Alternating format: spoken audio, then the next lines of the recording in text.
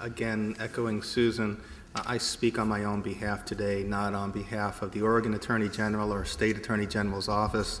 That said, I've worked a lot on these cases, and I do have some insight into our theories and how we analyze these cases.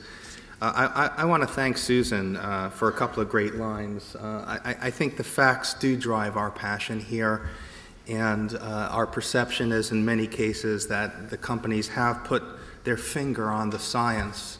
I know we don't have a lot of time right now to talk about facts, but in your course materials I had distributed the state's recent Bextra complaint as well as our stipulated judgment, and I would invite you to take some time to read that.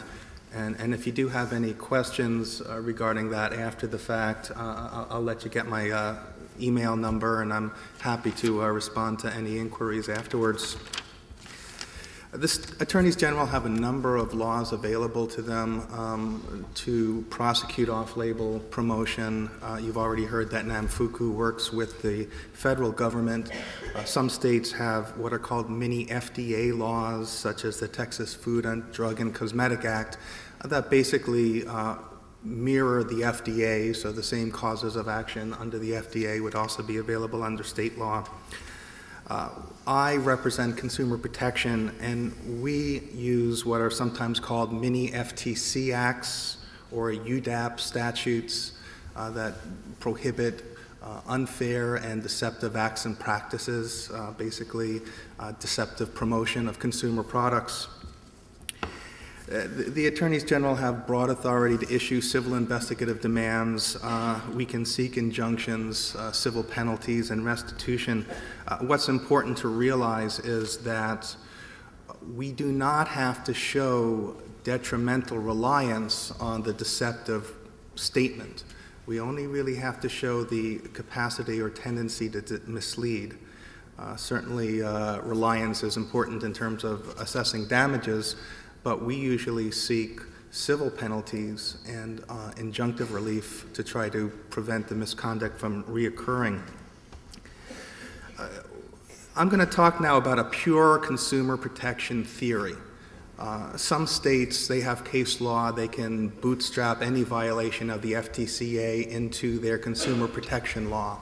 I'm not going to look at that. I'm going to look at strict consumer protection.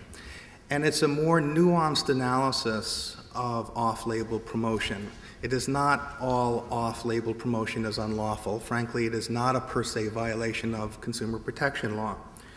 We focus on the constellation of conduct often associated with off-label promotion that does violate our law. Specifically, promotion without competent and reliable scientific evidence to substantiate a promotional claim. You just can't say it's safe or effective. You have to have competent and reliable evidence, or substantial evidence, I think is the term of art that FDA uses. Failure to disclose negative information, negative studies, clear violation of state consumer protection law, misrepresenting efficacy, misrepresenting safety. We don't focus so much on claims that I think Paul might have been referring to that really are supported by competent and reliable evidence. For example, in the Neurontin case, our primary concern was the promotion of gabapentin, Neurontin, to treat bipolar disorder. There were only 2 well-conducted clinical trials for that indication. Both found Neurontin to be no more effective than placebo. People die of bipolar disorder. Selling them a sugar cube is dangerous. We weren't as concerned about the promotion for neuropathic pain. Arguably, gabapentin was very effective against neuropathic pain. And they could have gotten the indication had there been a financial incentive to include it in an NDA. However, there wasn't at that time. I'd like this morning, and I'm going to end early because I know Paul wants somebody to finish early, But I would like to talk about the facts of the Bextra case and how they illustrate our concerns regarding off-label promotion and how off-label promotion can really be harmful to consumers. So I'll leave it at that, Paul.